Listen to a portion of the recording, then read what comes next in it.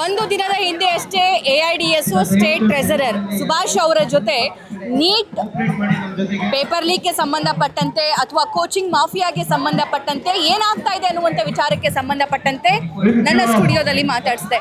ಆದರೆ ಇವತ್ತು ಅವರ ಕೂಗು ಇವರು ಇಲ್ಲೇ ಕುತ್ಕೊಂಡು ಕೂಗಿರಬಹುದು ಅಥವಾ ಇನ್ನೊಬ್ಬ ವಿದ್ಯಾರ್ಥಿ ಮತ್ತೊಂದು ಕಡೆ ಕುತ್ಕೊಂಡು ಕೂಗಿರಬಹುದು, ಇಂದು ರಾಜ್ಯದಲ್ಲಿ ಕುತ್ಕೊಂಡು ಕೂಗಿರಬಹುದು. ಎಲ್ಲವೂ ಸೇರಿ ಅದರ ಪ್ರತಿಫಲ ಇವತ್ತು ಶಿಕ್ಷಣ ಸಚಿವ ಧರ್ಮೇಂದ್ರ ಪ್ರಧಾನ್ ಅವರ ರಾಜೀನಾಮೆ ನೀಡಿ ಆಗಿದೆ. ಅದಕ್ಕೆ ಸಂಬಂಧಪಟ್ಟಂತೆ ಏನು ಹೇಳ್ತಾರೆ ಅಂತ ಕೇಳೋಣ.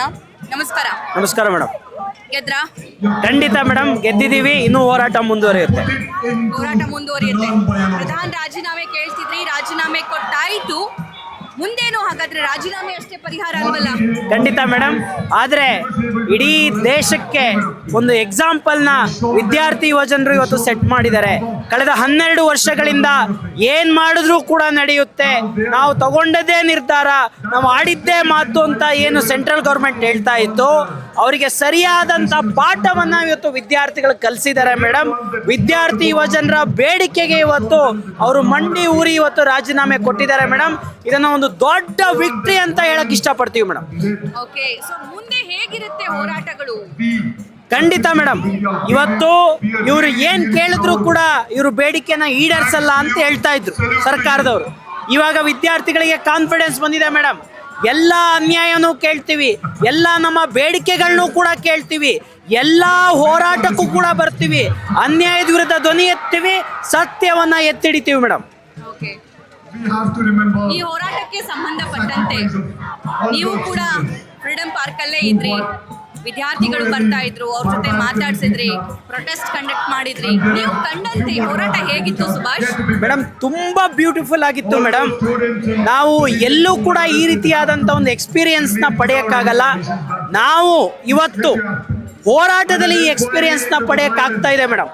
ನೀವು ಗಮನಿಸಿ, ನಾನು ನಿನ್ನೆ ಜಸ್ಟ್ ಒಂದು ಪೋಸ್ಟರ್ ಮಾಡಿ ಇನ್ಸ್ಟಾಗ್ರಾಮು ಫೇಸ್ಬುಕ್ಗೆ ಹಾಕಿದ್ದಷ್ಟೇ ನಮ್ದು 500ರಿಂದ 1000 ಜನ ಬರ್ತಾರೆ ಇವತ್ತು ಹೋರಾಟಕ್ಕೆ ವಿದ್ಯಾರ್ಥಿಗಳು.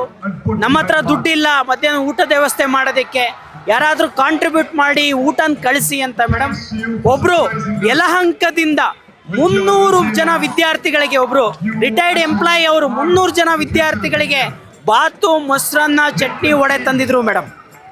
ಅದೇ ರೀತಿ ಮೇಡಮ್, ಇಲ್ಲಿ ಇಂದಿರಾನಗರದಿಂದ ಒಬ್ರು ಲೇಡಿ 50 ಜನಕ್ಕೆ ಮನೇಲಿ ಅಡುಗೆ ಮಾಡಿಕೊಂಡು ಊಟವನ್ನು ತಂದಿದ್ರು ಮೇಡಮ್. ಎಷ್ಟೋ ಜನ ಯಂಗ್ಸ್ಟರ್ಸು ಸ್ವಿಗ್ಗಿ, ಜೊಮ್ಯಾಟೊ ಮೂಲಕ ಇವತ್ತು ಬರ್ಗರು, ಅದೇ ರೀತಿ ಬೇಕರಿ ಐಟಮ್ಸ್ಗಳನ್ನ ಮಧ್ಯಾಹ್ನ ಆರ್ಡ್ರ್ ಮಾಡಿ ಇಲ್ಲಿಗೆ ಕಳಿಸಿದ್ದಾರೆ ಮೇಡಮ್. ಈ ರೀತಿ ಒಬ್ಬೊಬ್ಬ ವಿದ್ಯಾರ್ಥಿಗಳು ಅಂದರೆ ಜನರು ಕೂಡ ನಮ್ಮ ಹೋರಾಟಕ್ಕೆ ಬೆಂಬಲ ಕೊಟ್ಟಿದ್ದಾರೆ. ಎಷ್ಟೋ ಜನ ಇಲ್ಲೇ ಬಂದು ಊಟವನ್ನು ತಂದು ಅವರೇ ಸರ್ವ್ ಮಾಡಿ ಹೋಗಿದ್ದಾರೆ ಮೇಡಮ್. ಅಂಥ ಒಂದು ಹೋರಾಟ ಭಾಳ ಬ್ಯೂಟಿಫುಲ್ ಆಗಿತ್ತು. ಎಲ್ಲರೂ ಕೂಡ ಸಪೋರ್ಟ್ ಮಾಡಿದ್ದಾರೆ. ನ್ಯಾಯ ಕೇಳಬೇಕಾದ್ರೆ ಮೇಡಮ್ ಎಲ್ಲರೂ ಕೂಡ ಇದ್ರ ಪರ ಜೊತೆಯಾಗಿ ನಿಲ್ತಾರೆ ಅನ್ನೋದಕ್ಕೆ ಇದೊಂದು ಬೆಸ್ಟ್ ಎಕ್ಸಾಂಪಲ್. ಎಷ್ಟೊಂದು ಅಪಪ್ರಚಾರ ಮಾಡಿದ್ರು ನೀವು, ಆ್ಯಂಟಿ ನ್ಯಾಷನಲ್ಸು, ದೇಶದ್ರೋಹಿಗಳು, ಅದನ್ನೆಲ್ಲ ಮೀರಿ ಜನ ಇವತ್ತು ಸಪೋರ್ಟ್ ಮಾಡಿದ್ದಾರೆ ಮೇಡಮ್. ಸತ್ಯಕ್ಕೆ ಜಯ ಆಗಿದೆ. ಸಪೋರ್ಟ್ ಅಂತ ಅನ್ಸುತ್ತೆ ನನಗೆ ಸುಭಾಷ್, ಯಾಕಂದ್ರೆ ಅತಿ ಹೆಚ್ಚಿನ ಸಂಖ್ಯೆಯಲ್ಲಿ ಬಿಜೆಪಿಗೆ ಹಿಂದಿನ ಕಳೆದ ಚುನಾವಣೆಗಳಲ್ಲಿ ವೋಟ್ ಹಾಕಿ ಅನ್ಯಾಯ ಆಗಿದೆ, ಈ ಅನ್ಯಾಯವನ್ನ ತಡೀರಿ ಅಂತ ಪ್ರೊಟೆಸ್ಟ್ ಮಾಡಿದ್ದು, ಬೀದಿಗೆ ಬಂದಿದ್ದು ಅದೇ ಯೂತ್. ಏನನ್ಸುತ್ತೆ? ಖಂಡಿತ ಮೇಡಮ್, ಅದಕ್ಕೆ ನೋಡಿ ವಿದ್ಯಾರ್ಥಿಗಳ ಮೇಲೆ ಲಾಠಿ ಚಾರ್ಜ್ ಮಾಡಿದ್ರೆ ರಾಷ್ಟ್ರಗೀತೆ ಹಾಡಿದ್ದಾರೆ, ನೀರಲ್ಲಿ ಸ್ಪ್ರೇ ಮಾಡಿದ್ರೆ ಡ್ಯಾನ್ಸ್ ಮಾಡಿದ್ದಾರೆ ಮೇಡಮ್. ಇವತ್ತು ವಿದ್ಯಾರ್ಥಿಗಳು ಇನ್ನೇನು ಮಾಡ್ತೀರಾ ಮಾಡಿ ಅಂತ ಹೇಳ್ತಾ ಇದ್ದಾರೆ, ಬಟ್ ನಮಗೆ ನ್ಯಾಯ ಸಿಗಬೇಕು ಅಂತೇಳಿ.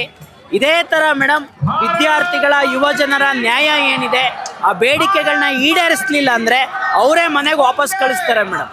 ಆ ಹಿನ್ನೆಲೆಯಲ್ಲಿ ಯೋಚನೆ ಮಾಡಿ ಯಾವತ್ತೂ ಮಾತಾಡದೇ ಇರುವಂಥ ಪ್ರಧಾನಮಂತ್ರಿಯವರು ಮೊನ್ನೆ ರಾತ್ರಿ ಮಾತಾಡಿದ್ರು, ನಿನ್ನೆ ಬೆಳಗ್ಗೆ ಮಾತಾಡಿದ್ರು, ಇವತ್ತು ರಾಜೀನಾಮೆ ಕೊಡಿಸಿದ್ದಾರೆ ಮೇಡಮ್.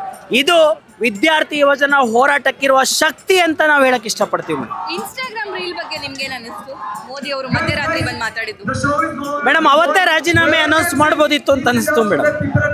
ಆದರೆ ಅವ್ರು ಯಾರೂ ಕೂಡ ವಿದ್ಯಾರ್ಥಿ ಯುವಜನರ ಗಂಧ ಗಾಳಿನೂ ಅರ್ಥ ಮಾಡ್ಕೋತಾ ಇಲ್ಲ.